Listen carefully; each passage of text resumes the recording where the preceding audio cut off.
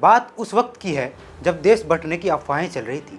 Aligarh university से पढ़ लिख कर कुछ सूट बूट वाले लौंडे गाजीपुर के एक गांव में आए और उन्होंने गांव वालों से कहा, मुस्लिम लीग को वोट दो, हम मुसलमानों के लिए अलग मुल्क बना रहे हैं, मुल्क का नाम होगा पाकिस्तान।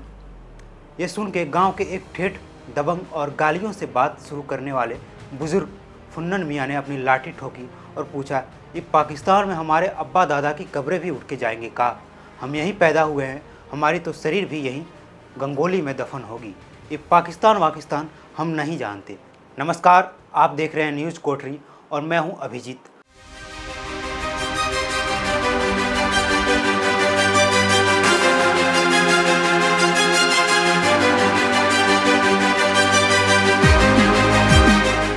आज के इस व्हाट्सएपिया ज्ञान के दौर में जहां लोग 15 सेकंड की रील देखकर पूरी दुनिया का इतिहास समझ लेते हैं, हमने तय किया है कि हम आपको वापस किताबों की तरफ लेकर जाएंगे, क्योंकि दोस्त पढ़ना ज़रूरी है।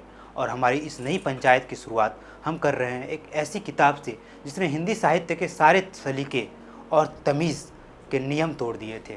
नाम है आधा गाँव और इसे लिखा है राही मासूम रज़ा ने। अगर आप सोच रहे हैं कि ये राही मासूम रज़ा कौन है, तो याद कर लीजिए B.R. चोपड़ा की महाभारत मैं समय हूँ से लेकर भीष्म पितामह और दुर्योधन के जो डायलॉग आप बचपन से सुनते आए हैं, वो इसी मुस्लिम कलमकार ने लिखे थे। लेकिन आधा गांव महाभारत नहीं है, ये गाजीपुर के सिया मुसलमानों के एक गांव गंगोली की कहानी है। जब आप ये किताब खोलेंगे तो हो सकता है कि पहले 10 पन्ने पढ़कर आप चौंक जाएं। इसमें गालियां हैं, इसमें ऐसी भाषा है जो आपको किसी संस्कारी बैठक में नहीं मिलेगी। लेकिन राही साहब ने साफ कहा था, मैं इस भाषा को कैसे बदल दूं? मेरे गांव के लोग ऐसे ही बोलते हैं। उनका प्यार, उनका गुस्सा, उनकी हताशा इन्हीं शब्दों से निकलती है। मैं उन्हें शहरी बाबू बनाकर पेश नहीं कर सकता। और यही ठेठपन इस किताब की सबसे बड़ी ताकत है। इस किताब का सबसे बड़ा सवाल है, वतन क्या है? आज हम राष्ट्रवाद पर प्राइम टाइम में चिल्लाते हैं, लेकिन आधा गांव बताता है कि एक आम इंसान के लिए उसका वतन उसका देश नहीं बल्कि उसका गांव होता है, उसकी मिट्टी होती है। गंगोली के सिया मुसलमानों को इस बात से कोई फ़र्क नहीं पड़ रहा था कि दिल्ली में जिन्ना क्या कर रहे हैं या नेहरू क्या कर रहे हैं। उनका दर्द ये था कि मुहर्रम का ताजिया कैसे उठेगा, और हिंदू और मुसलमान जो पीढ़ियों से एक दूसरे के सुख दुख में शामिल थे, उनके बीच ये पाकिस्तान नाम की बीमारी कहाँ से आ गई। किताब में एक जगह फुन्नन मियाँ कहते हैं, अरे हमारा घर यहीं है, हमारी कब्रें यहीं हैं, कोई हमें यहाँ से कैसे निकाल सकता है। ये वो मुसलमान थे जिन्होंने पाकिस्तान के आइडिया को सिरे से खारिज कर दिया था।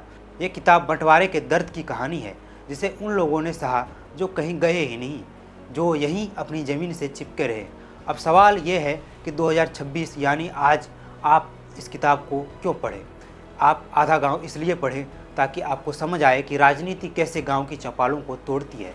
इसलिए पढ़ें ताकि आप जान सकें कि गंगा जमुनी तहजीब सिर्फ नेताओं के भाषणों में नहीं बल्कि उन लोगों के साझे चूल्हे और मुहर्रम के मातम में बसती थी। और सबसे बड़ी बात इसलिए पढ़ें क्योंकि ये किताब आपको बताती है कि इतिहास को सिर्फ ब्लैक एंड वाइट में नहीं देखा जा सकता, उसके बहुत सारे ग्रे सेट्स होते हैं और उन सेट्स को समझने के लिए आपको राही मासूम रज़ा को पढ़ना पड़ेगा। तो ये था हमारी न्यूज़ कोठरी का सीरीज पढ़ना ज़रूरी है का पहला पन्ना। अगर आपने आधा गांव पढ़ी है तो कमेंट बॉक्स में बताइए कि आपका सबसे पसंदीदा किरदार कौन सा है, फुन्नन मियाँ, हकीम अली कबीर या कोई और। अगर आपने नहीं पढ़ी है तो आज ही मंगवाइए। अगली बार हम फिर हाजिर होंगे एक नई किताब के साथ। तब तक वीडियो अच्छा लगा हो तो उसे शेयर कर दीजिए, लाइक कर दीजिए और न्यूज़ कोठरी को सब्सक्राइब करना बिल्कुल ना भूलें।